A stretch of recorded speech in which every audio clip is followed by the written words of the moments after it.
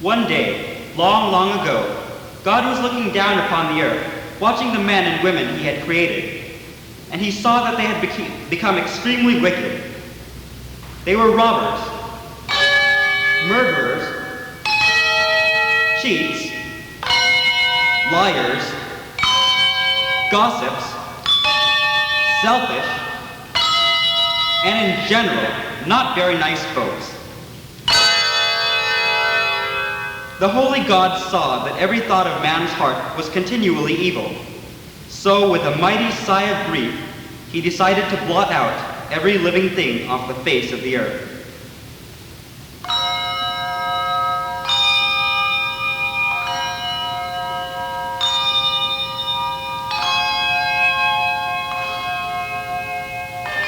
But then God thought of Noah.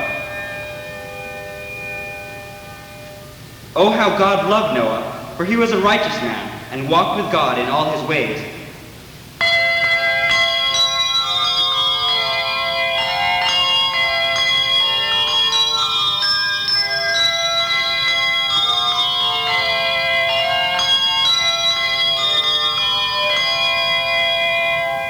God came down to Noah and said, "Noah, I am going to destroy all the living and breathing creatures upon the earth."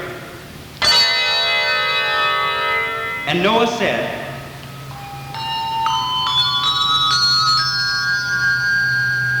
which translates, "Will you repeat that, please?" So God said again, and Noah said,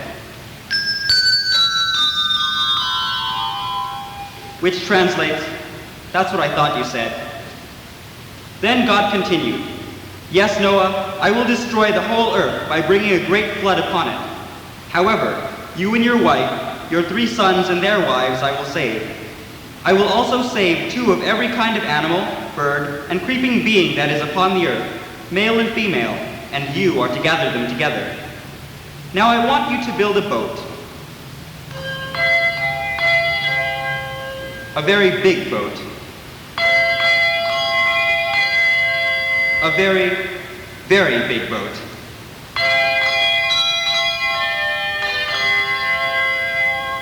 And put all the animals in it." Well, Noah was quite overwhelmed by all of this.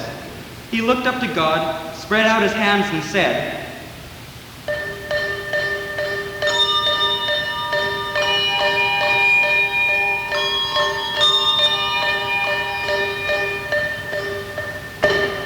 which translates, "How?" So God gave Noah all the instructions he needed to build the ark, and soon Noah and his 3 sons were busy hammering and sawing.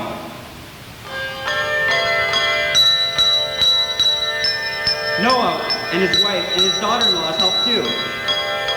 They would go for food and help take care of all the animals.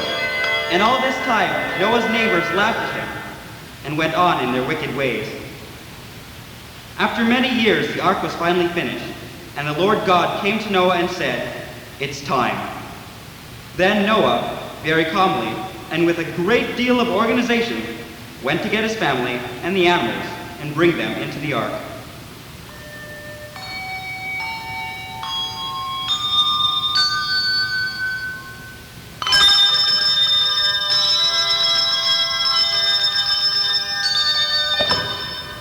Can you imagine the confusion?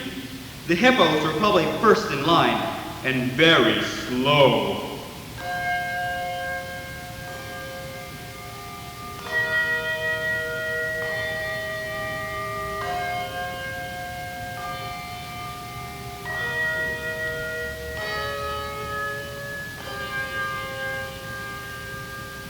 And the kangaroos shook the ramp with their constant hopping.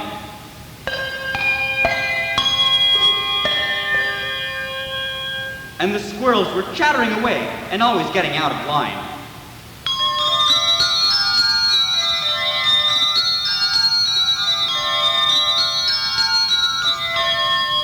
And those crocodiles, well, they kept staring at the ostriches, which made them scream.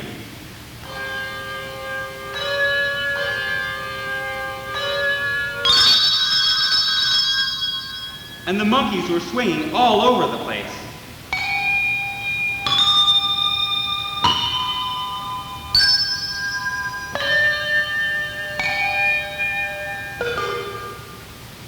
But finally they all got in the ark, and God himself shut the great door.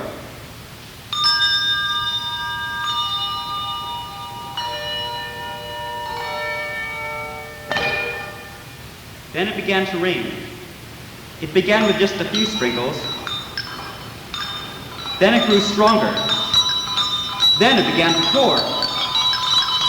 And it thundered. And lightning struck. And every living creature on the earth drowned. Except for Noah, his family, and the animals safe on the ark.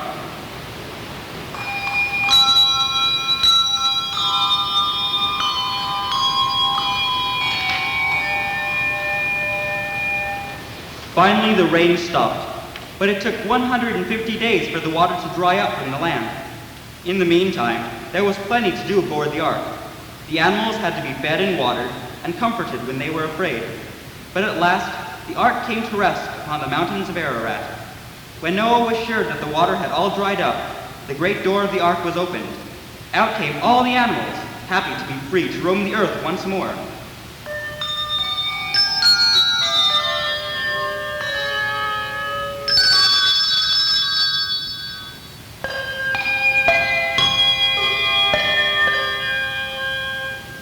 Noah and his family built an altar and offered upon it a sacrifice of praise to God for his deliverance. Then God set a rainbow in the sky as a symbol of his promise never to destroy the earth again by flood. And every time we see a rainbow, it should remind us of Noah, his obedience and faith in God. God kept his promise to Noah, and he will keep his promises to all of us who believe and trust in him.